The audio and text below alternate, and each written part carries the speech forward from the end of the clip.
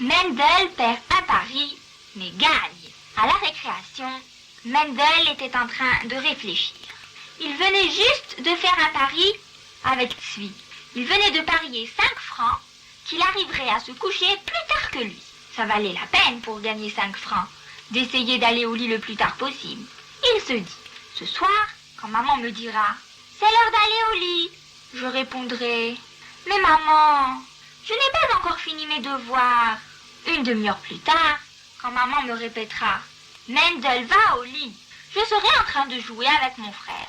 Alors je demanderai avec un grand sourire « J'ai tellement travaillé, s'il te plaît, maintenant maman, tu me laisses jouer un peu ?» Et cela durera encore une demi-heure. Alors, quand maman me dira une fois encore « Mendel, c'est l'heure d'aller au lit », je demanderai quelque chose à manger. Par exemple, un œuf dur, et je le mangerai lentement. Et ensuite, j'en demanderai un autre. Pendant que chaque œuf sera en train de cuire, je ferai semblant de lire.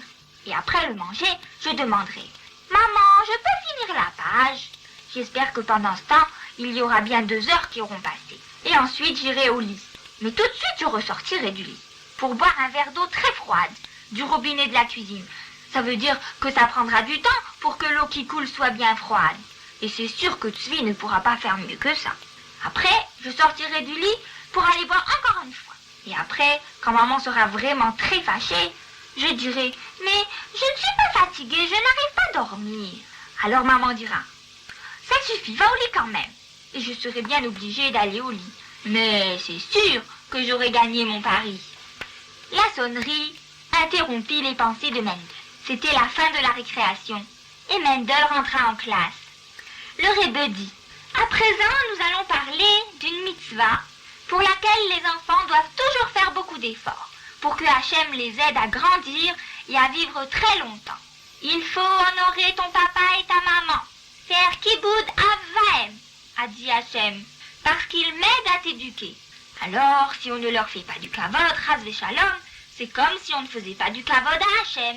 On fait du kavod à ses parents en leur faisant plaisir, en évitant de faire tout ce qui va les déranger. » Alors Shneour leva le doigt et demanda « Quand on travaille de son mieux à l'école, c'est kiboud avaim ?»« Oui, dit le Rebbe. »« Et quand on se conduit bien dehors et chez les gens, c'est aussi kiboud avaim ?»« Oui, à la maison, à l'école et partout où vous allez. Comme ça, les gens diront « Comme ils ont de la chance, les parents de ce petit enfant si gentil. » On fait du kavod aux parents quand on les écoute et quand on obéit tout de suite sans répondre et sans discuter. Un autre garçon demanda « Comme quand maman dit que c'est le moment d'aller au lit ?»« Ah oui, ça c'est un très très bon exemple, dit le Rebbe. Et ce soir-là, la maman de Mendel dit « C'est l'heure d'aller au lit. » Et Mendel, il alla au lit sans attendre une seconde, parce qu'il vaut mieux gagner une mitzvah que de gagner un pari. Cela vaut beaucoup plus que 5 francs, sans compter qu'il n'y a rien de pire que de faire de la peine à sa maman. Alors, pourquoi ne faites-vous pas vous aussi ce que Mendel a fait? Essayez et vous verrez comme votre maman sera contente. Et vous, encore plus qu'elle.